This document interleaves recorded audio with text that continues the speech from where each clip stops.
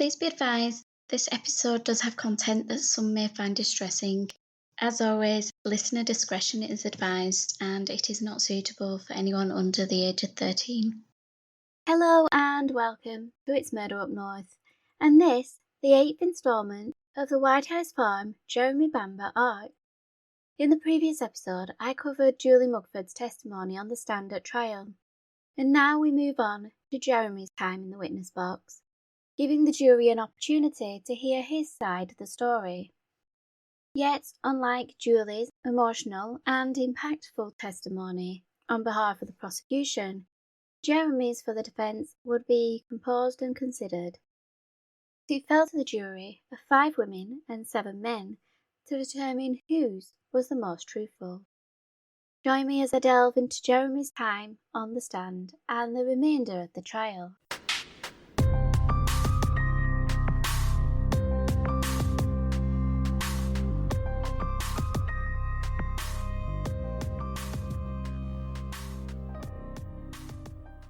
The first statement Jeremy made upon entering the witness box was to categorically deny murdering his family, before moving on to being questioned regarding key details of the case. He was asked how familiar he and Sheila were with guns, with Jeremy advising that they had both grown up on a farm where firearms were often present. He went on to admit that though Sheila wasn't as knowledgeable as himself, she had spent enough time around weapons to be aware of how to operate one. The questioning moved on to the night of the killings, with the first line of interest being the discussion at the kitchen table, which Jeremy stated had centred around Sheila's ongoing treatment for paranoid schizophrenia, and that if she was unable to look after her sons, they may need to go into foster care. Jeremy recalled that June and Neville seemed to be doing most of the talking, while Sheila seemed passive and unmoved by what was being discussed. He would go on to disclose what details he knew about his sister's mental health, admitting he found it hard to fully understand the severity of her illness, but had been aware that she had been struggling with it to the extent Sheila had attempted or contemplated suicide on several occasions. He recalled her rationale for such thoughts was because, quote, she wanted to be with God. She wanted to go to heaven, she wanted to take people with her, and she wanted to save the world. He would also repeat the allegations he made to Dr. Ian Craig in the immediate aftermath of the bodies being found, during which he alleged that Sheila had been violent towards her sons, and he had seen her punch one of them. With regards to the events of the 6th and 7th of August 1985, Jeremy was asked to talk through key moments, including the last time he spoke to his father, the recollection of which caused a glimmer of emotion to appear in his usually stoic countenance. But Jeremy held back his tears, with him stating that he couldn't recall the exact details of the conversation, except that his father had informed him that Sheila had gone mad and had hold of a gun. But before he could reply, the line went dead, and his attempts to reconnect were met with an engaged tone. With regards to whether this call was genuine, Geoffrey Rivlin questioned why his client would claim he received a call from his father, which would have placed a time constraint on roughly when the family were killed.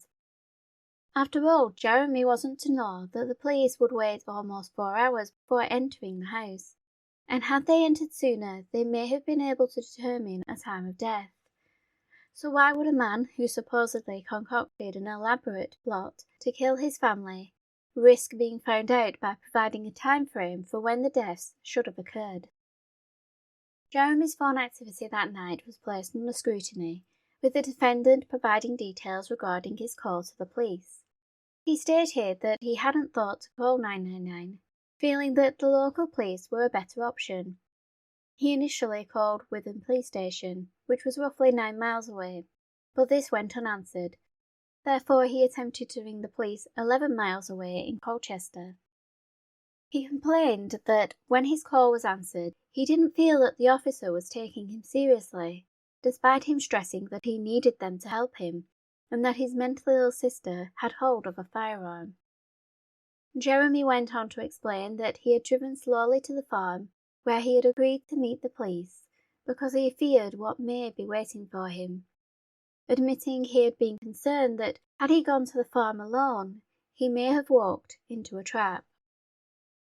Upon arriving at the house, he had admitted to the police that he had inadvertently left the .22 Anschutz rifle out on the settle in the scullery before leaving that night, and stated it was likely this weapon that Sheila had acquired. Jeremy also stated that he was very frank about his sister's illness, and had attempted to explain it as best he could, because he wanted to impress upon the officers how serious the situation was. Another detail which Jeremy mentioned, which didn't seem to have much impact during the trial, but I shall cover in a future episode, was his claim that there had been movement in an upstairs window.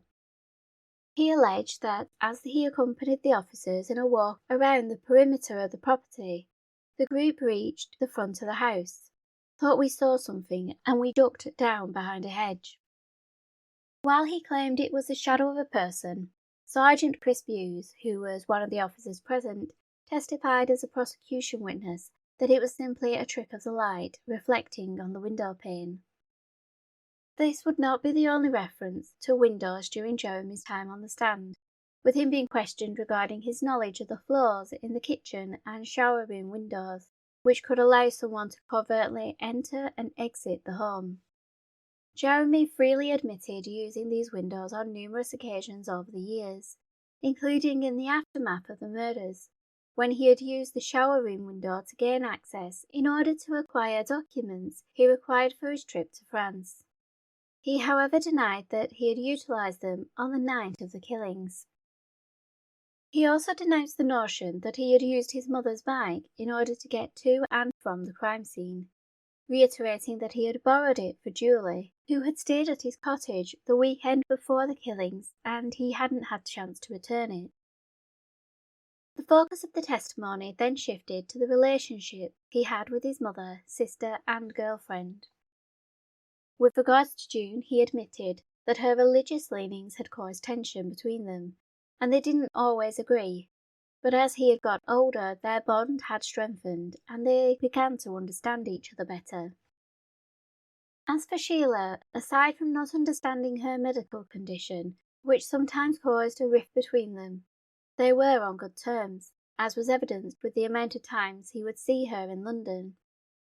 As for Julie, he focused on their final argument, which had occurred after he received a phone call from another woman. This had sent his girlfriend into a fit of anger, during which she had smashed a mirror by throwing a small trinket box at it. He described Julie's actions as being those of a jealous woman, and he confirmed that she had struck him across the face and had threatened to call the police if he hurt her. However, Jeremy claimed that her accusation that he grabbed her arm and was intent on hitting her was false. Instead, he insisted he had restrained Julie in order to calm her down and had pushed her on the bed to prevent her from hitting him again. His claims that he didn't hurt Julie were backed up by Brett Collins, who would state that he witnessed the incident and hadn't seen Jeremy act violently towards Julie.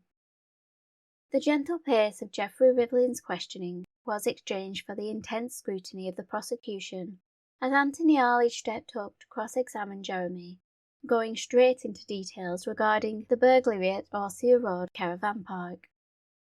This incident the prosecution portrayed as being a sign of the 24-year-old's poor moral character.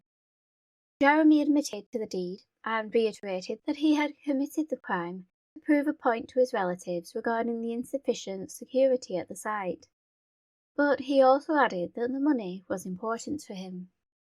When asked why it was significant, Jeremy replied that he had taken it out of greed. However, in a recent documentary, he was reported to have claimed he had taken the money because he believed he was owed it for work he had done on the park, after discovering that his cousin Anne was getting paid and he wasn't. With Jeremy's testimony in court regarding the burglary not helping to portray him in the best light, the questioning turned to Jeremy's actions on the night of the killings, beginning with the reason he hadn't called 999. Arledge wanted to use this as evidence that Jeremy lacked urgency. After all, the call to the police was made 10 minutes after the supposed call from his father, a time frame during which Jeremy alleged he had attempted to ring Neville back, and when that failed, he had looked up the number for the police station. As for calling 999 instead, he explained that the thought hadn't crossed his mind. Aside from the lack of urgency, Anthony Arledge was also keen to highlight the carelessness Jeremy had demonstrated by leaving the gun out that night, meaning it was conveniently located for the shooter. Jeremy was earnest in his reply, acknowledging that it was careless, but argued that he wasn't to know that a moment of forgetfulness would result in the deaths of his family, adding that he deeply regretted that he hadn't put it away. The defendant would face further scrutiny when the questions of finance and inheritance were put to him. The first key point that Anthony Arledge brought up was Jeremy's discussion with P.C. Mile while he waited outside the farmhouse that night, recalling that the 24-year-old had alleged he intended to purchase a Porsche. P.C. Mile had already played down the significance of this statement by saying it was a brief conversation amidst a range of discussions in an attempt to keep 24-year-old's thoughts away from the events within the house. The prosecution wished to use this discussion, however brief, as evidence that Jeremy was frivolous, but the defendant would allege that it was only a kit car that he intended to buy, which was a fraction of the price of a Porsche. However, Jeremy also admitted that following the deaths of his family, he had been flush with money, confessing to going on holiday to France and Holland, buying branded clothing including a £120 suit for the funerals, and enjoying expensive meals with his friends.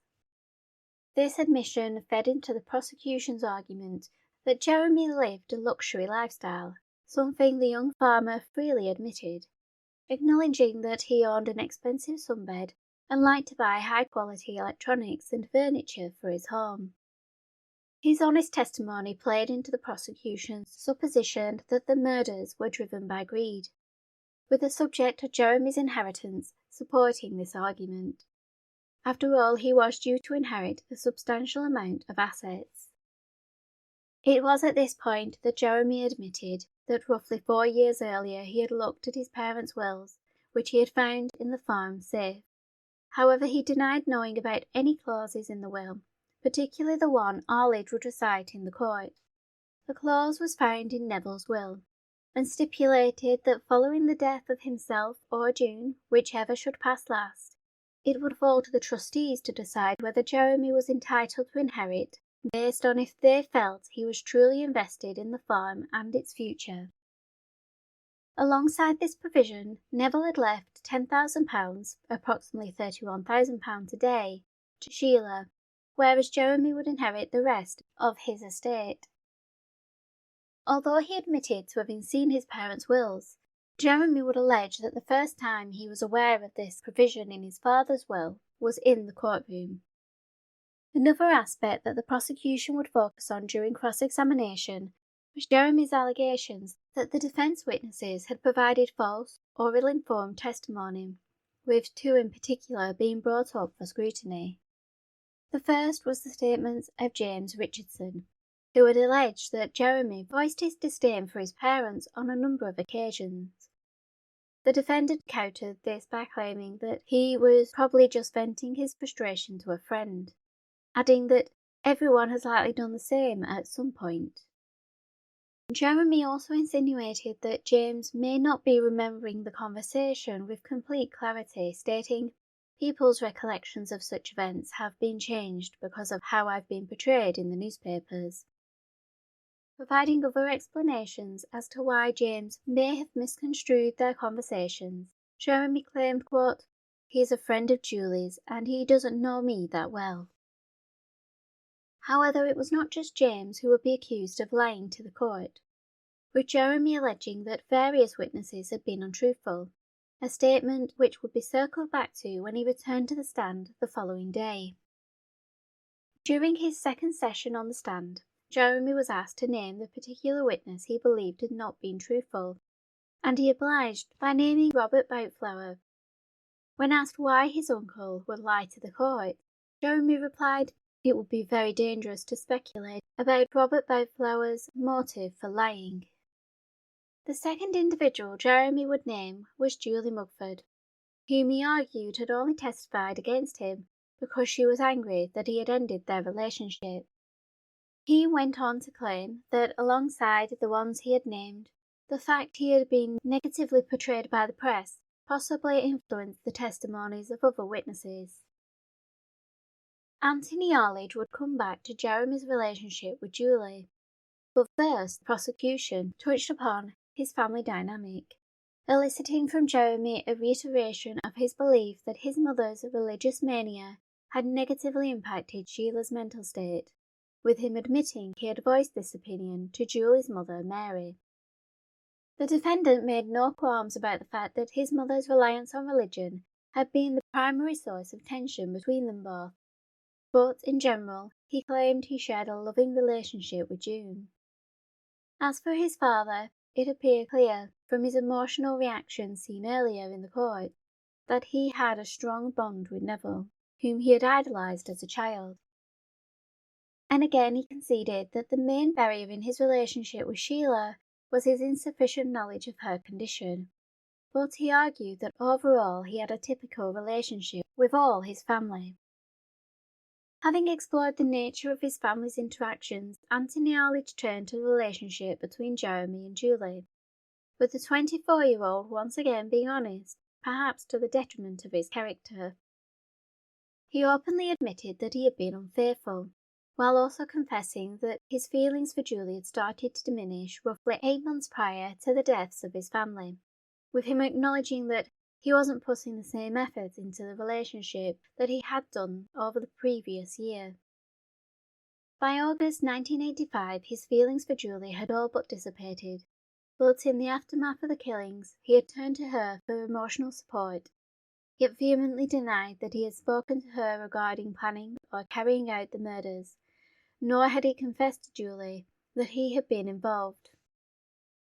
Wrapping up his cross-examination, Anthony Arledge took one final shot at getting Jeremy to admit responsibility for the murders. The prosecutor proposed that Jeremy had been the one who had killed his family, that he had attempted to frame Sheila, and while staging the scene, he had realised she wouldn't be able to reach the trigger. Therefore, Jeremy had removed the silencer from the gun and secreted it in the gun cupboard. Arledge then proposed that using his knowledge of the faulty window catches, Jeremy had been able to covertly leave the farmhouse, creating the illusion it had been secure all along. Adding that, in order to avoid detection, the 24-year-old had utilised his mother's bicycle to return to his cottage, where his car had sat in plain sight, to give the impression he had been at home all along. He would then call the police, claiming his father had rung with the alarming news that his mentally ill sister had hold of a gun, thus setting up the narrative that Sheila had been the culprit. If Anthony Arledge had hoped to elicit some form of confession from Jeremy, he failed, as the 24-year-old ended his time on the stand by vehemently denying that he had killed his family. Jeremy's defence team already knew that they had an uphill battle when it came to proving his innocence. The evidence directly linking their client was tenuous. However, they were concerned that Julie's emotional testimony, in comparison to Jeremy's stoic delivery, would convince the jury of his guilt.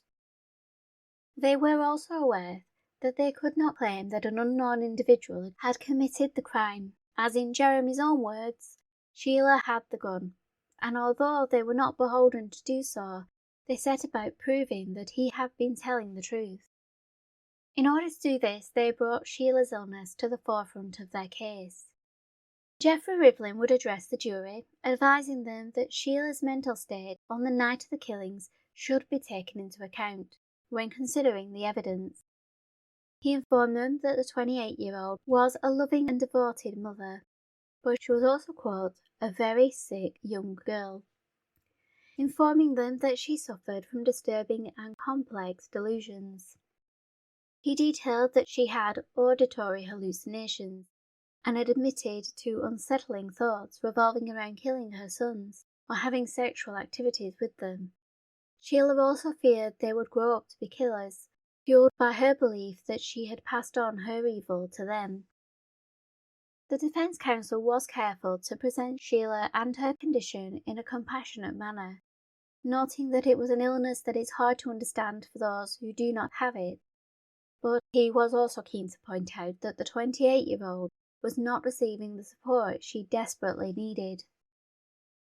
Mr. Rivlin noted that although her mental disorder could be managed by medication, there was no guarantee Sheila wouldn't relapse, and these could be triggered by highly emotional situations such as stress or the threat of losing her children, while the consumption of drugs could also have negative implications, with him recalling that toxicology reports had revealed traces of cannabis in Sheila's system. While he had taken to the stand as a prosecution witness, Dr. Ferguson, the psychiatrist who had been treating Sheila since 1983, was unable to testify in person when it came to the defence case. Therefore, his testimony was drawn from written statements. He detailed Sheila's original admittance to St Andrew's Hospital in August of 1983, upon which he had determined she was schizophrenic and was suffering from an acute psychosis, with him forming the belief that her condition had likely begun to surface several years earlier. Regarding how paranoid schizophrenia affected his patient, Dr. Ferguson disclosed that Sheila had an altered worldview, driven by her perception of good and evil, and a belief that she herself was the latter. She had formed an impression that the evil within her could affect others, including her sons, whom Sheila feared would become immoral adults. The doctor also detailed that the relationship with June and Sheila was strained by religious rhetoric, June leaning on her Christianity for support and guidance, while her daughter's mind began to twist the teachings into unsettling, irrational thoughts regarding herself and those around her. While the mother and daughter dynamic was fraught, the relationship Sheila had with Neville was strong, with the doctor finding that her father was a calming influence during her tumultuous times.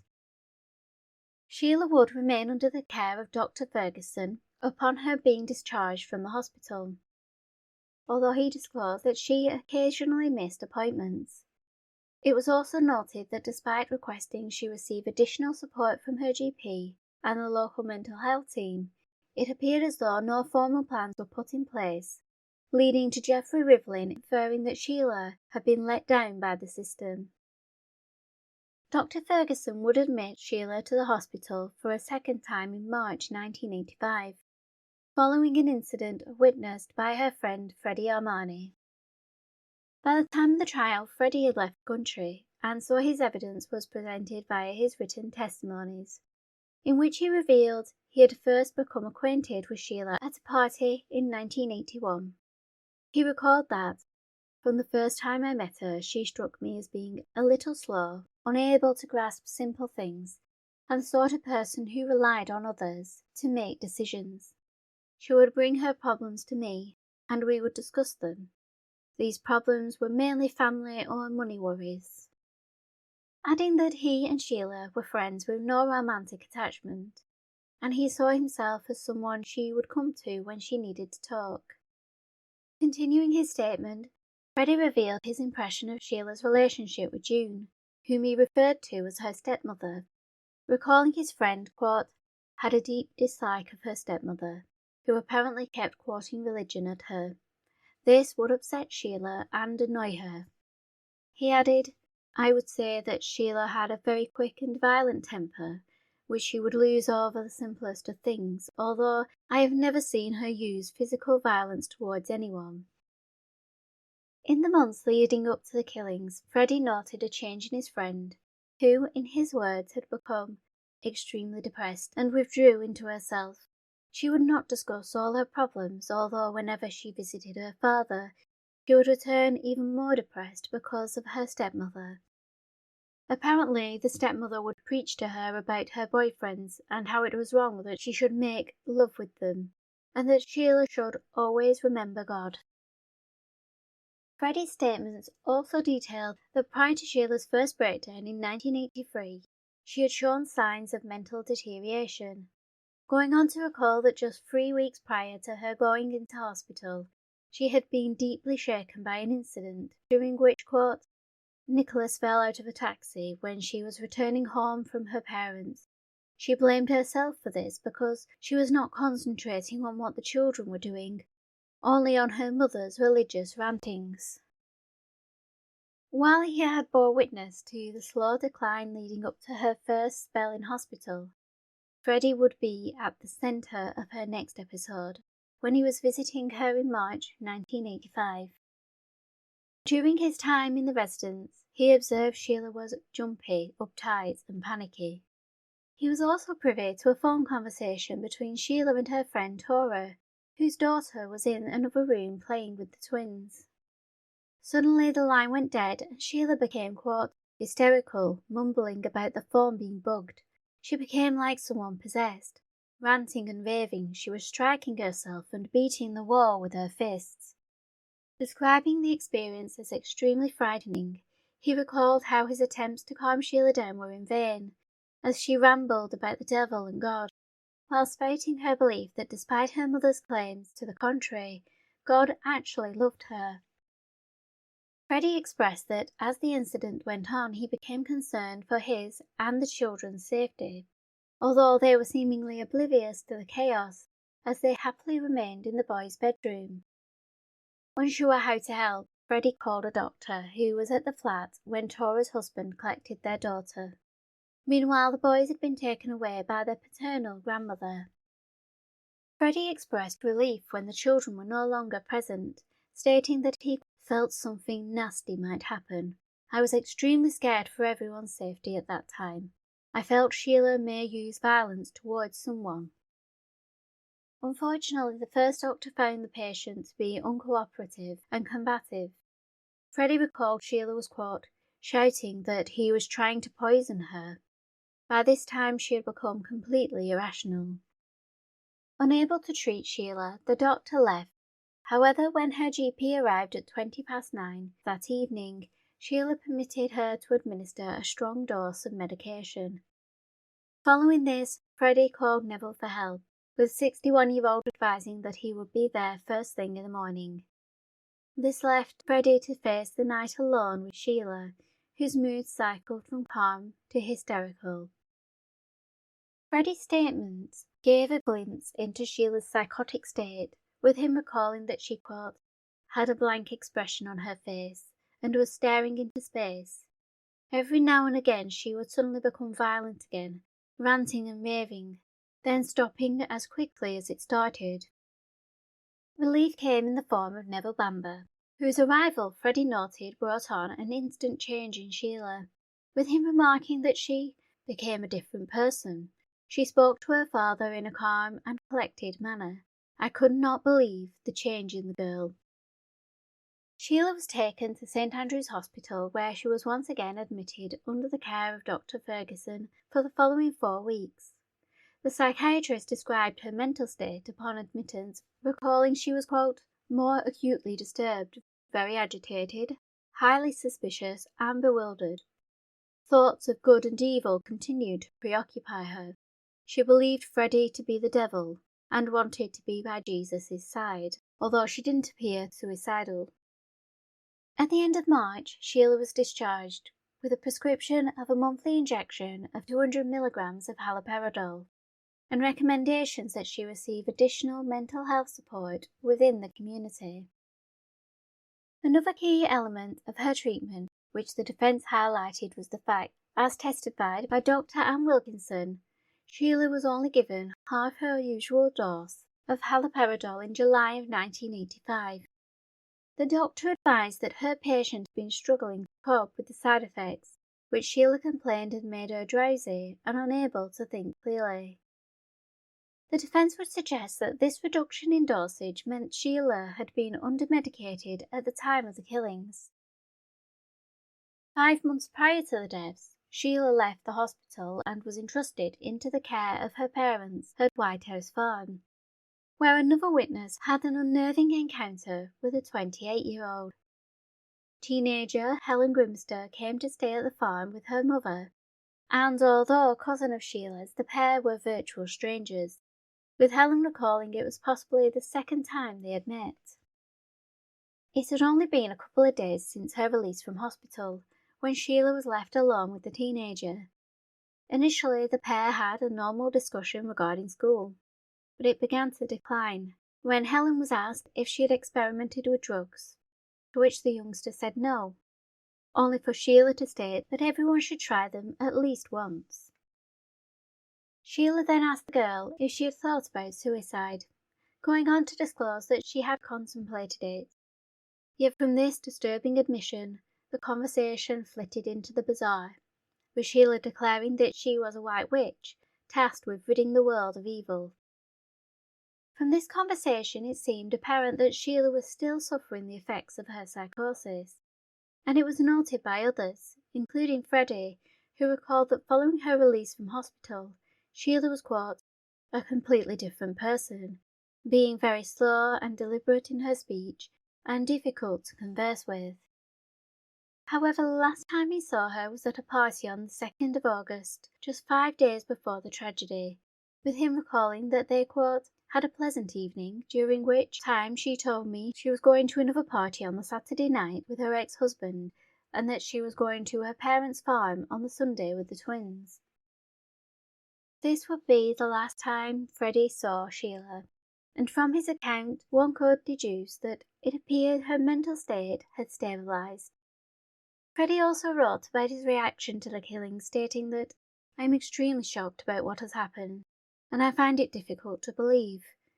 Had it just been her stepmother who had been killed, I could have accepted it, as she disliked her intensely. But to think she had killed her father and children is difficult to comprehend. Yet while reflecting on his inability to accept that she would harm her father or children, Freddie also recalled that Sheila had been unable to remember her psychotic episode in March, with him remarking, quote, on that occasion she could not recognise anyone who came to the flat, and that she believed everyone was trying to hurt or to kill her. This final comment implied that during her psychotic state, Sheila may not have recognised the individuals who were around her, feeding into the defence's narrative that she was capable of killing her family. A supposition partially supported by Dr. Ferguson, who expressed his disbelief at Sheila being the culprit, but suggested that the threat of having her children taken from her may have elicited a strong reaction. The doctor disclosed he was aware of similar circumstances involving individuals with disturbed thinking, explaining that, in these cases, the person was driven by the desire to protect their victims, perceiving they were in danger, or that the world was an evil place. In other situations, the individual had suffered hallucinations, which they believed intended to do them harm. Unable to determine what was real, they lashed out in an attempt to protect themselves. It was known that in Sheila's case she had thoughts of harming her children, and laboured under a belief that her sons had been tainted by her own evil. She had also suffered from auditory hallucinations, all of which fit into the description supplied by Dr. Ferguson. The notion that Sheila had carried out the killings during a psychotic episode, which had disturbed her perception of reality, was delved into further through the testimony of forensic pathologist Professor Bernard Knight. He provided evidence related to ritualistic killings and suicides, noting that he had encountered instances where a woman had killed her children, then ended her own life shortly afterwards. Regarding the crime scene, he pointed out clues which could point to a ritualistic element to the killings. This included the Bible at Sheila's side, which he claimed was a common element found in suicides. It was his thoughts regarding ritualistic cleansing which the defence sought to emphasise, as this provided an explanation as to why Sheila's skin and clothing were clean. They put forward the idea that Sheila had washed her body, which removed any traces of blood, lead, bullet residue, and even the sugar which had been scattered across the kitchen floor during the struggle with Neville. She may have even changed her clothing, and although I cannot find whether this was stated at trial, Anne Eaton recalled seeing clothes in a bucket full of water in the kitchen, posing the question, had these been the actual clothes Sheila had worn that night during the shooting, with the 28-year-old changing into the turquoise nightdress before ending her own life.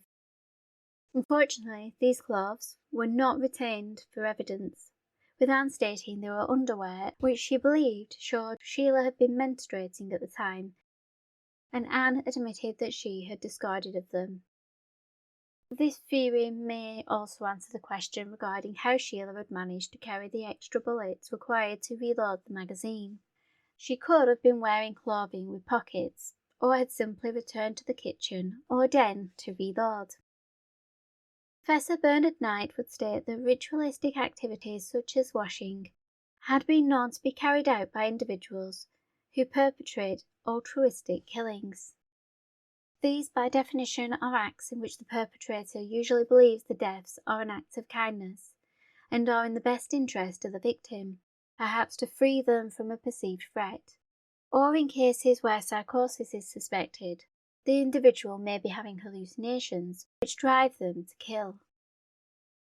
However, as Sheila was in a psychotic state, would she have had the wherewithal to not only clean herself and possibly her clothing, but was she also mentally and physically capable of not only attaching the silencer prior to the attacks, but then removing and storing it away neatly in the gun cupboard afterwards, before heading back upstairs and shooting herself in the main bedroom?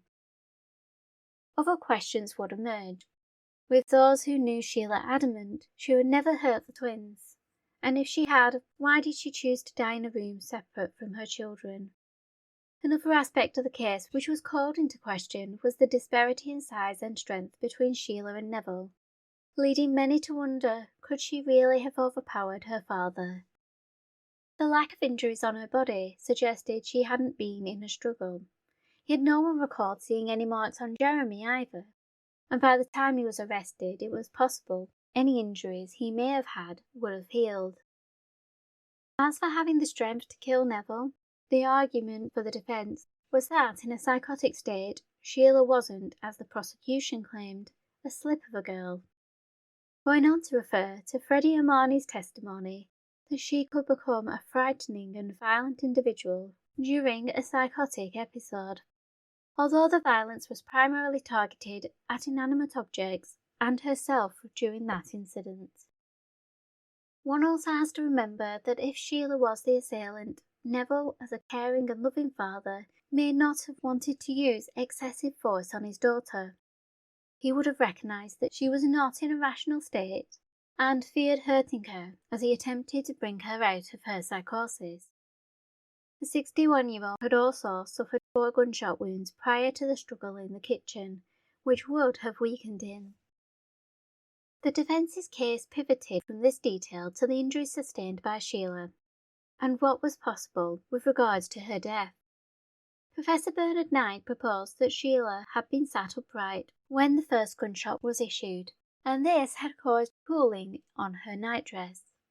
With regards to the second shot, he proposed that this had occurred approximately 2 to 3 minutes after the first. He also stated that he believed that the positioning of the gun, alongside the wounds, were consistent with Sheila having pulled the trigger, stating, "For a third person to do this seems extraordinary. It would be difficult for someone else to have done it without her objecting." Alongside the testimony of Bernard Knight and Dr. Ferguson, the defence would also call upon Dr. Peter Venessus, the man who had performed the autopsies, to present his view on the case. Arguably, his evidence seemed inconsistent as he wavered between Sheila being killed by her own hand or her death being caused by another individual. He stated that he, quote, "could not be certain one way or another whether Sheila had taken her own life or someone else had done," conceding under questioning from Geoffrey Rivlin that Sheila's injuries were consistent with suicide.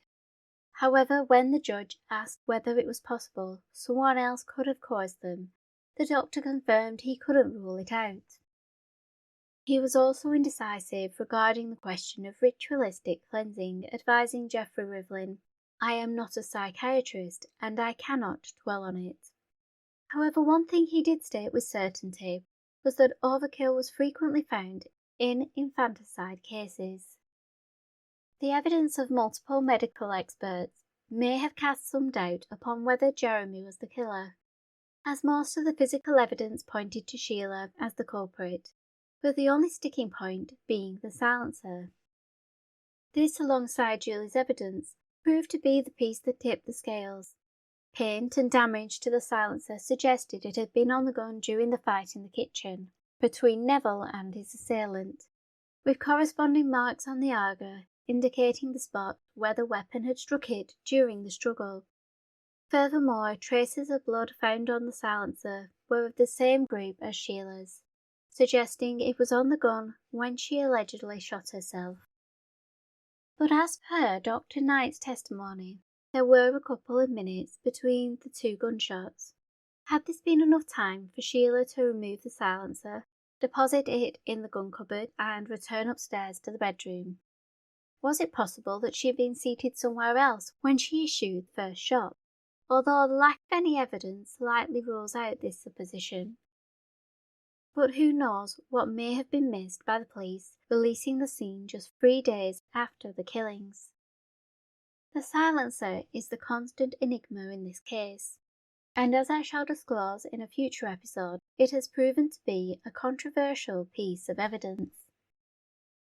The issues start with how the silencer was found, not by the police, despite numerous officers testifying that they had looked in the cupboard, but had not seen the item, with Sergeant Woodcock admitting that when he looked in the gun cupboard on the 7th of August, the silencer would not have been of any significance, as, quote, "At that stage of the initial search, all I was concerned with was looking for people who were armed. The secondary consideration was if we came across any weapons." To be fair to the officers, how were they to know that the silencer was important, given that it had been detached from the weapon and concealed in the back of the cupboard, located away from where the supposed shooter lay?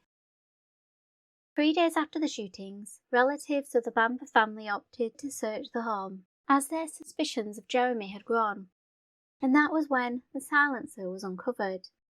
Even then, its importance had not yet been realised. It was only under the scrutiny of forensic expert John Hayward that the silencer revealed its secrets. First, the deep gash in the metal, indicating that it had suffered a significant impact. And when a clay impression was taken of the damage to the mantle around the Aga, it was found to be consistent with the shape of the weapon. Adding to this were the 15 layers of paint, which matched those on the surround. As the prosecution argued, this damage suggested that the silencer was on the weapon during the struggle with Neville. However, the most important detail was the trace of blood, which they argued proved that the silencer was present when Sheila was shot. The prosecution argued that it wasn't possible for Sheila to have reached the trigger with the silencer on the weapon. However, experiments carried out with women of a similar height and build determined there was a slim chance she could have. It was also argued that the first shot had incapacitated Sheila, yet the medical experts could not reach a consensus on this, with some claiming she may have been able to function despite the injury. Evidence also suggested that the blood in the silencer was Sheila's. However, the defence offered 2 alternatives. Firstly, they suggested that the sample had been a mixture of June and Neville's blood, with the implication being that after shooting her family, that Sheila had removed the silencer, had a wash, changed her clothing, and proceeded to kill herself. The mixture of 2 blood types was a theory forensic expert John Hayward could not rule out, but he did state it was only a remote possibility. However, the defence posed another explanation, with it being disclosed that Robert Boutflower, the father of David and Anne, had the same blood group as Sheila, and since he was present when the silencer was found, the defence presented the notion that it could have been his blood on the item. Robert appeared as a prosecution witness, and during cross-examination he dispelled the defence's theory, advising Geoffrey Rivlin that around the time the silencer was found, he had not sustained an injury which would have caused his blood to contaminate it.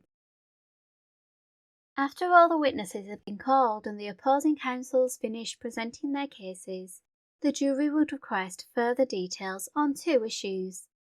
Firstly, they wished to know who would inherit the estate should Jeremy be found guilty. They were informed that the wills would likely be contested through civil proceedings, resulting in it being divided between the extended family. They were informed that individuals such as Robert Boutflower, whose mistrust of Jeremy led to speculation that he had sought his nephew's downfall, would not directly inherit anything, with his wife Pamela, who was June's older sister, being the rightful benefactor. Jury members were also issued with a magazine and bullets in order for them to test how easy it was to load, and how much residue would be left on their hands. However, prior to them being dismissed, Judge Maurice Drake summed up the case. Addressing the 5 women and 7 men, he would acknowledge the flaws in the police investigation, conceding that the officers had accepted what they had been told by Jeremy to be the truth, and had been convinced by what they had seen, namely 5 deceased individuals in a locked home, with one of them in possession of a gun which bore all the indications of a murder-suicide. But it would be for the jury to decide whether the first impressions by the police were correct, and that Sheila had killed her family and herself, or if Jeremy Bamber was the perpetrator. The judge provided the jury with a brief summary of each counsel's arguments, reminding them that it was the assertion of the defence, led by Geoffrey Rivlin, that Jeremy Bamber had been awoken by a phone call from his father sometime after 3 a.m. on the 7th of August 1985. It was this call that had alerted him to an issue at the farm, and by 4 a.m. Jeremy was at the property with the police, where he furnished the officers with all the relevant information, including that his sister was mentally ill. Upon armed officers making entry shortly after 7:30 a.m., they found 5 members of the family deceased, in what appeared to be 4 murders and a suicide, with the 28-year-old daughter Sheila being the culprit. The jury were reminded that the defence had not been under any obligation to prove that Sheila was the shooter, despite them presenting evidence to indicate that this may be the case. However, the onus was on the prosecution to prove that Jeremy was the killer beyond reasonable doubt, with their counsel, Anthony Arledge, presenting the case that there was no phone call between Jeremy and Neville that morning, and that it was just one of many lies in an elaborate and meticulously planned scheme which saw the defendant murder his family and use his sister's illness to conceal his crime. Judge Drake reminded them that while the prosecution had presented the notion that Jeremy had been motivated by greed and the desire to claim his inheritance, the prosecution did not need to prove this allegation to be factual. The jurors would be asked to consider who they perceived was the most likely culprit, stipulating that there were only 2 possible candidates. Either it was Sheila, a young woman potentially of unsound mind, going on to remark that various witnesses had noted behaviours which could have been signs she was on the brink of a relapse. This, alongside her previous episodes, hospitalizations, suicidal ideations, and her fears that she may harm her children or infect them with her evil, were possible signs that tragedy was imminent. Had the discussion at the kitchen table regarding her ability to parent the twins proven to be the spark which instigated a psychotic episode? There were elements which pointed to this being the case. Neville named Sheila during his call to Jeremy. The home was secure when the police arrived, and the gun had been found on her body. If the jury did find that on the basis of all the evidence Sheila was responsible, then in turn they must find Jeremy innocent. To aid them in determining this, the judge discussed the key pieces of evidence, in particular the silencer, which he reminded the jury had not been on the gun, according to Jeremy, when he left the home at 9:30 that night. However, the presence of paint and traces of blood suggested that it had been on the weapon during the attacks. So the question for the jury would be, who had put it on the weapon? The judge asked them to consider whether it had been Sheila, who, according to witnesses, had no experience with guns. Despite this, the defence argued that night she had managed to locate the silencer, which supposedly was in the gun cupboard, attach it and proceed with the killings of her family, all while in an impaired state of mind. The judge described it as inconceivable that she would have removed the silencer in the course of the killings, and why would she have removed it prior to ending her own life? Referring to the blood evidence, he reminded them that the presence of Sheila's blood on the silencer suggested it had been in contact with her skin when the shot was fired. He put it to the jury to contemplate whether the silencer had been on the weapon when Sheila received the second and ultimately fatal gunshot wound. If they deduced, based on the evidence, that it was, then it would rule her out as the shooter, as it was virtually impossible for her to have pulled the trigger with the gun complete with silencer positioned beneath her chin. The jurors were instructed to carefully consider the supposed phone calls and the contradictory statements related to the order in which they were received. The call to the police had occurred at 3:26 a.m, as was evidenced by an entry in the call log. The question was when the other calls were made. Jeremy had alleged he received the call from his father at roughly 3:10 and had contacted the police prior to ringing Julie at about 3:30. Whereas Julie, who had originally concurred with these timings in the immediate aftermath of the deaths, changed her testimony a month later to reveal that she received the call from Jeremy shortly after 3 a.m. So who was telling the truth?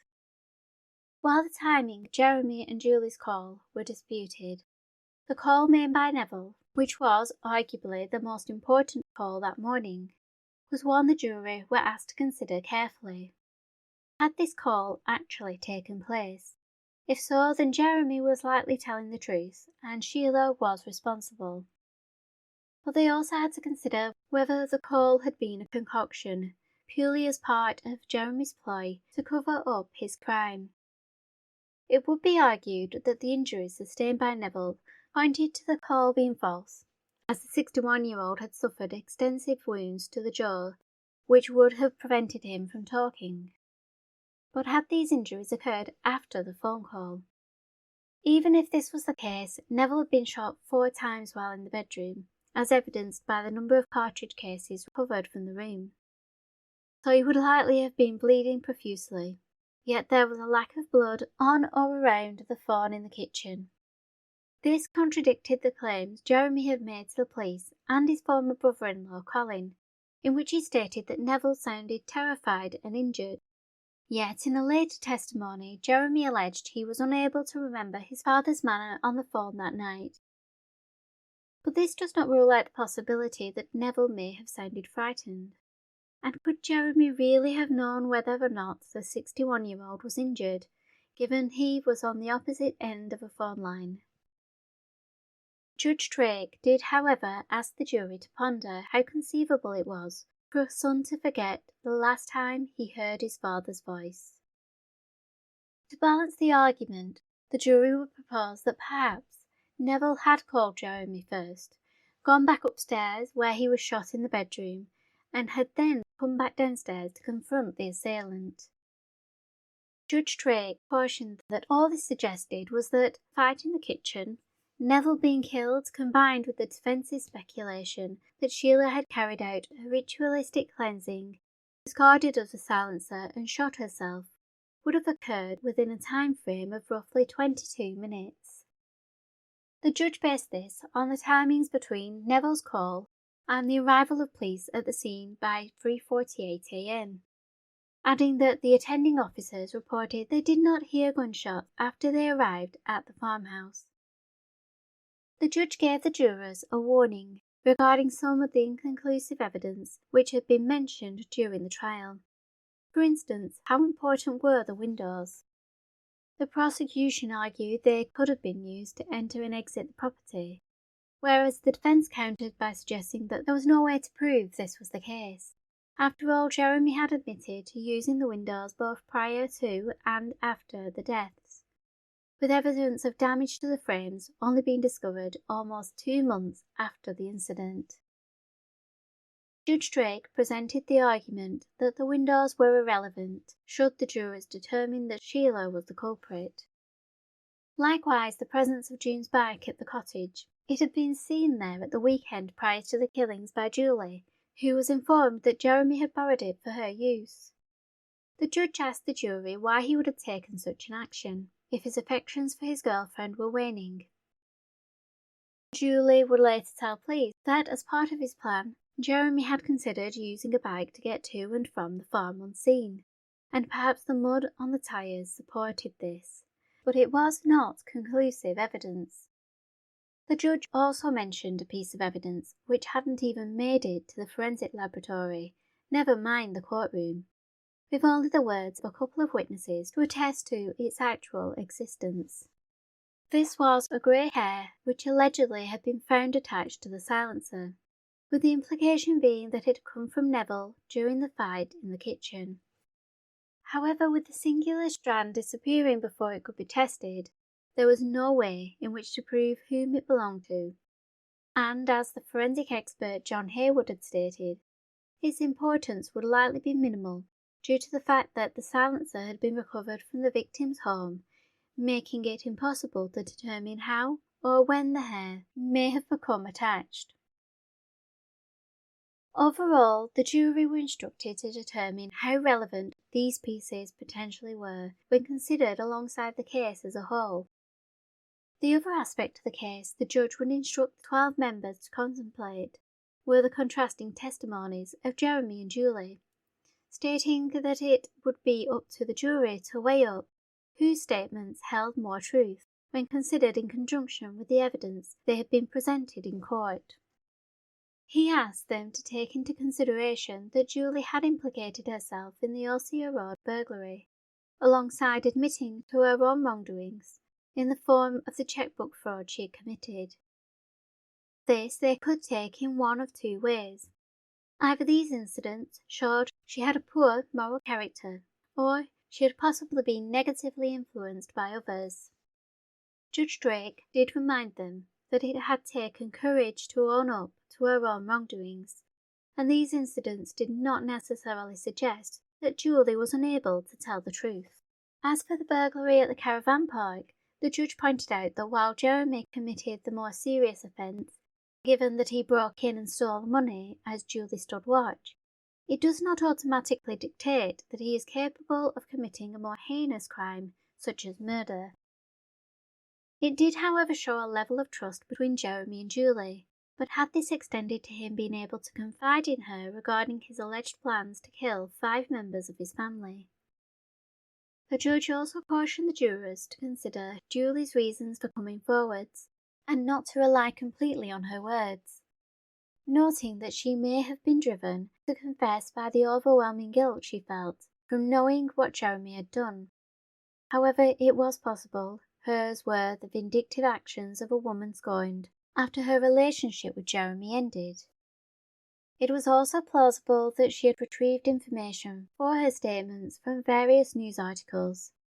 But did they believe she was so proficient a liar that she was able to recite her testimony on numerous occasions without variation?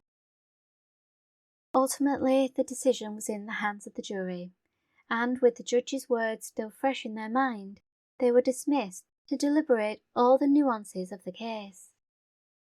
After many hours of consideration, the jurors struggled to reach a unanimous decision. Yet 20 minutes after they were authorised to come to a majority verdict, they returned, declaring that 10 of them had agreed that Jeremy Bamber was guilty on all 5 counts of murder. It was noted that 2 of the female jurors were in tears as this was declared. Was this simply an emotional response to the end of what had been a gruelling and complex trial, or were they the 2 that were unable to agree that Jeremy was guilty?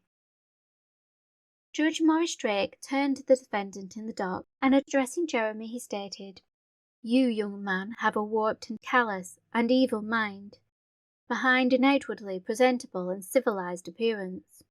You killed your mother, you killed your father, you killed your sister. Each alone would have been a dreadful crime, but you killed all of them, fired shot after shot into them, and also into 2 little boys, aged 6, who you murdered in cold blood while they were asleep in their beds." With these damning words, Jeremy Bamber was led from the dock to serve a minimum term of 25 years, a sentence he is still serving today, although there are many who believe he should be freed.